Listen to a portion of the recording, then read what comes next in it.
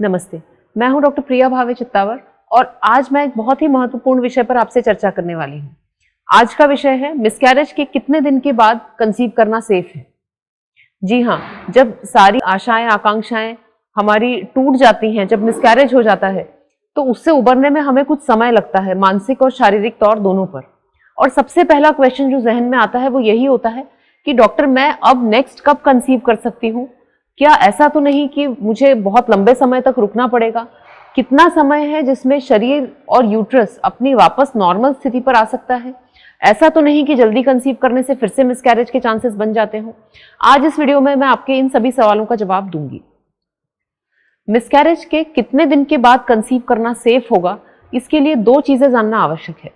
पहला ये कि आपका मिसकैरेज कितने हफ्ते में हुआ है। यदि आपका मिसकैरेज अर्ली मिसकैरेज है, अधिकतर जो मिसकैरेज होते हैं वो 6 हफ्ते से पहले पहले हो जाते हैं।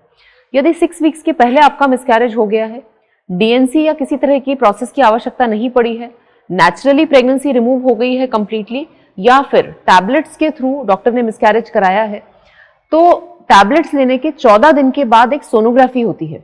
इस सोनोग्राफी में इंटरनल स्कैन के थ्रू देखा जाता है कि यूट्रस की अंदर की लेयर में कोई टिश्यू बच तो नहीं गया है।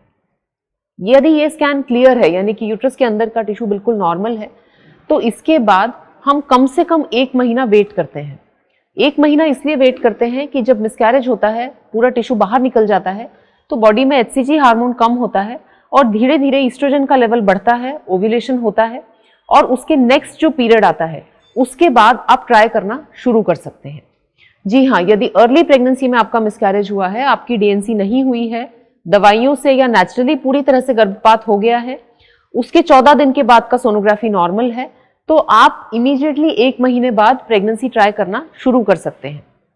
यदि आपका गर्भपात 6 हफ्ते के बाद हुआ है, तो जितना ज्यादा समय प्रेगनेंसी एडवांस थी उसके हिसाब से आपके डॉक्टर आपको एडवाइस करेंगे कि यूट्रस कब नॉर्मल स्थिति पर आ गया है और आपके लिए कंसीव करना कब सेफ होगा। आमतौर पे 12 हफ्ते के बाद वाले जो मिसकैरेज हैं उसमें हम कम से कम 2 या 3 महीने रुकने का एडवाइस करते हैं। 6 से 12 हफ्ते के बीच के जो मिसकैरेज हैं उसमें 1 से 1.5 महीने के बाद कंसीव करने की सलाह दे दी जाती है, परंतु उसके बाद एक चेकअप किया जाता है जिसमें यह सुनिश्चित किया जाता है कि यूट्रस और आपके हार्मोन्स नॉर्मल स्थिति पर आ गए हैं। अगली बार कंसीव करने के पहले 2 चीजें आप बिल्कुल मत भूलिए जो कि बहुत महत्वपूर्ण है। पहला ये कि आपके मिसकैरेजेस बार बार तो नहीं हो रहे। अधिकतर केसेस में मिसकैरेज के पीछे कोई बड़ा कारण नहीं होता, भ्रूण एबनॉर्मल होता है, इसलिए नेचुरली ही ये मिसकैरेज हो जाता है। कुछ केसेस में कोई कारण हो सकता है, जैसे कि बच्चेदानी के अंदर झिल्ली होना, खून के अंदर एंटीफॉस्फोलिपिड एंटीबॉडीज होना, पेरेंट्स के अंदर कोई जेनेटिक खराबी होना। ऐसे केसेस में यदि आपके 2 या 2 से अधिक मिसकैरेज हो चुके हों तो कंसीव मत करिए जब तक कि डॉक्टर इसकी कारण की तह तक नहीं पहुंच जाए और उसका निवारण नहीं हो जाए। जी हाँ, क्या वो टेस्ट होते हैं? सबसे पहला टेस्ट होता है यूट्रस की 3D सोनोग्राफी, जिसमें यूट्रस के अंदर कोई बनावटी खराबी तो नहीं, कोई फाइब्रॉइड तो नहीं जो प्रेगनेंसी को डिस्टर्ब कर रहा है, कोई यूट्रस के अंदर चिपकाहट या जाला तो नहीं, ये सुनिश्चित किया जाता है। ब्लड के अंदर एंटीफॉस्फोलिपिड एंटीबॉडीज तो नहीं, ये अबॉर्शन के 6 हफ्ते बाद ही चेक किया जा सकता है। तो ऐसी स्थिति में यदि आप तुरंत फिर कंसीव कर लेते हैं तो ये टेस्ट नहीं हो पाएगा और जो अंडरलाइन कारण है वो हमसे मिस हो जाएगा और फिर से मिसकैरेज की स्थिति बन जाएगी। यदि किसी के 3 से अधिक मिसकैरेजेस हैं तो उन्हें जेनेटिक काउंसलिंग करा के पेरेंट्स का पूरा जेनेटिक स्टडी होना चाहिए, कुछ जेनेटिक टेस्ट होने चाहिए। यदि ये नॉर्मल है उसके बाद ही आप नेक्स्ट कंसीव कर सकते हैं।